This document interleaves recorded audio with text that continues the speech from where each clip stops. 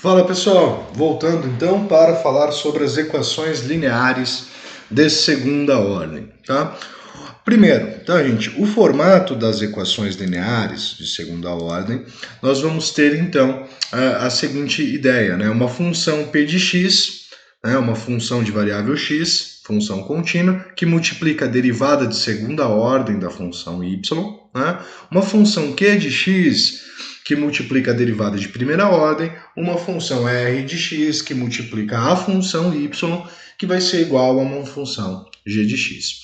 Já deixo salientar para vocês que nós iremos trabalhar com essas equações com os coeficientes constantes. Né? Então, essas funções vão ser valores constantes, pelo menos inicialmente. Tá? Ou seja, é importante definirmos também que algumas dessas equações são nomencladas homogêneas. Se a gente lembrar lá de sistema homogêneo, né, o sistema homogêneo era o sistema onde eu tinha uma equação onde a igualdade, né, ou o termo independente, ele é igual a zero.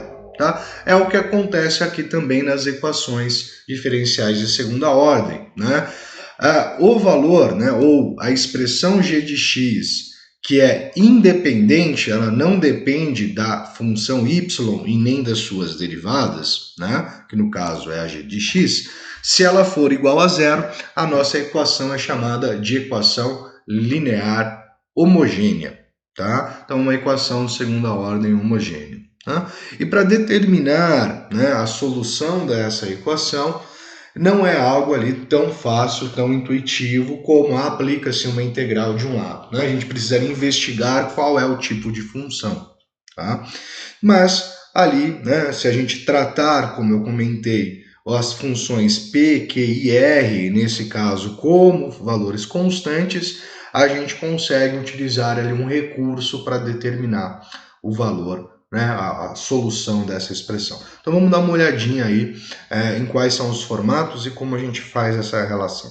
Tá? Então, se eu tenho aquelas funções sendo uma constante, a gente passa a ter a seguinte equação. A vezes y duas linhas, mais b vezes y, mais c vezes y' mais c vezes y igual a zero. Tá? Então, A, B e C são valores constantes. E o A deve ser diferente de zero para ser uma equação de segunda ordem, né? Segundo diferencial de segunda ordem. Para determinar esse tipo de equação, a gente usa, né, a solução dela, uma equação auxiliar. Essa equação auxiliar, a gente vai tomar que a segunda derivada, ou derivada de segunda ordem, é igual a uma variável elevada ao quadrado. No caso, estou usando lambda, tá, gente? Então, lambda ao quadrado, mas poderia ser r ao quadrado, poderia ser m ao quadrado, dependendo aí do gosto. Tá? O y', que é de primeira ordem, vai ser chamado de lambda, e o y, que é de ordem zero, vai ser igual a 1. Tá? Ou seja, não é derivado. Então, a gente vai fazer essa substituição, gerando uma equação auxiliar. Ou seja, né, esta equação pode ser descrita como uma equação de segundo grau com o seu modelo auxiliar, ou seja, a vezes lambda ao quadrado mais b vezes lambda mais c igual a zero. Tá? E com as soluções dessa equação auxiliar, eu consigo determinar, né, a solução geral da minha equação diferencial de segunda ordem homogênea. Tá? Então vamos dar uma olhada aqui. Primeiro caso, se o delta for maior que zero. Né? Vamos lembrar ali, a equação de segundo grau ela tem três casos. Né? Delta maior que zero, você vai ter então duas raízes reais e distintas. Tá? Então, é este caso que a gente está falando inicialmente. Ou seja, a solução desta equação ela vai apresentar dois lambdas, o lambda 1 e o lambda 2.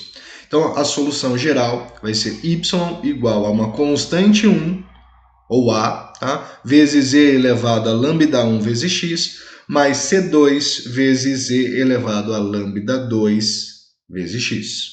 Então, primeiro caso, delta maior que zero. O segundo caso é quando temos delta igual a zero, tá? Ou seja, quando a nossa equação de segundo grau ela vai apresentar uma solução real, na verdade é uma solução, né, com multiplicidade 2, ela é solução duas vezes, tá? Então ela tem apenas um valor de lambda. Dessa forma, a solução da nossa equação diferencial vai ser y igual a C1 vezes lambda vezes x, mais C2 vezes x vezes e elevado a lambda x. Tá? Então vai ter na segunda parte um x multiplicando a exponencial, mas os valores de lambda são os mesmos nos expoentes. Né? E o terceiro caso é o caso de delta negativo. Tá? Pessoal, delta negativo, né? A gente falava lá, porque não tem solução. Não é que não tem solução, não tem solução para o conjunto dos reais. Existe solução para o conjunto dos complexos ou imaginários. E a gente vai ter que utilizar esse recurso. Tá? Então, se o delta for menor que zero, né, a equação auxiliar, né, ela vai apresentar raízes no formato de um número complexo, que é lambda 1 igual a alfa mais beta i, onde i é um número complexo, que é a raiz quadrada de menos 1, e lambda 2 é igual a alfa menos beta i. Tá?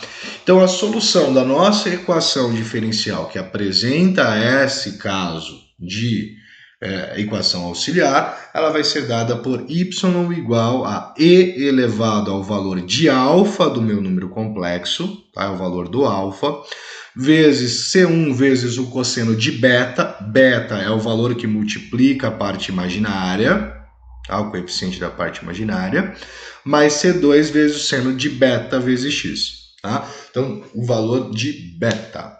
Então, bora aqui para alguns exemplos para a gente entender bem como funciona esse procedimento. Tá? Então, resolva a equação y duas linhas mais y' menos 6y igual a zero. Então, eu vou montar a equação auxiliar. A equação auxiliar vai ser lambda ao quadrado mais lambda menos 6 igual a zero.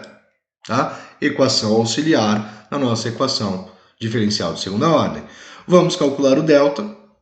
Vamos resolver essa equação, né? Então, calculando o delta, teremos 1 ao quadrado, que é 1, menos 4 vezes o a, que é 1, vezes o c, que é menos 6. Então, o nosso delta é 25. Logo, nós temos duas soluções distintas. Estamos trabalhando no primeiro caso, tá? Então, os nossos valores de lambda serão lambda igual ao valor menos o valor de b, então menos 1, mais ou menos a raiz quadrada de 25, que é 5, dividido por 2 vezes o valor de a, que é 2. Então, a gente vai ter aqui as duas soluções, né? Lambda 1 e lambda 2. Tá? Lambda 1 vai ser menos 1 menos 5 são menos 6, menos 6 por 2 são menos 3. A solução 2, menos 1 mais 5, que vão ser 4, dividido por 2, são 2. Tá? Então, tem os valores de lambda, o delta é maior que zero. Então, a minha solução geral y vai ser dada por C1 vezes e elevado a lambda 1, que é menos 3, vezes o valor de x, mais C2 vezes e elevado a lambda 2, x. Tá? A gente está aqui no primeiro caso, então eu uso o modelinho para fazer a nossa solução. Tá? Vamos fazer mais um. Resolva 3 vezes a derivada de segunda ordem, mais a derivada de primeira ordem menos y é igual a zero. Então é uma equação de segunda ordem, né, diferencial de segunda ordem, homogênea. Tá? Então temos aqui 3y duas linhas mais y' menos y é igual a zero. A nossa equação auxiliar ela é 3 e lambda ao quadrado mais lambda menos 1 igual a zero. Ah, então fazemos isso aqui sendo igual a 1. Tá? Vamos calcular o valor de delta. Então, delta vai ficar 1 ao quadrado, que é 1, menos 4 vezes o a vezes o c. Tá? Então, o nosso delta vai ser igual a 12 mais 1, 13. Tá? Então, o nosso delta é igual a 13. Vamos calcular os valores de lambda. Então, lambda vai ser igual a o nosso valor de b, oposto, então menos 1, mais ou menos a raiz quadrada de 13, que é o número primo, então não tem o valor exato, dividido por 2 vezes o valor de A, então dividido por 6. Tá? Então a gente vai ter as duas soluções. Uma solução é a solução menos 1 mais a raiz de 13 sobre 6. A nossa segunda solução, o nosso lambda 2, vai ser menos 1 menos a raiz de 13 sobre 6. Então, a nossa solução y vai ser igual a C1 vezes E elevado a menos 1 mais a raiz de 13 sobre 6x mais C2 vezes E elevado a menos 1 mais a raiz de menos a raiz de 13 menos a raiz de 13 sobre 6 vezes x. Tá? Temos aqui a nossa solução. Gente, esse vídeo fica por aqui. Eu volto no próximo com mais exemplos. Grande abraço.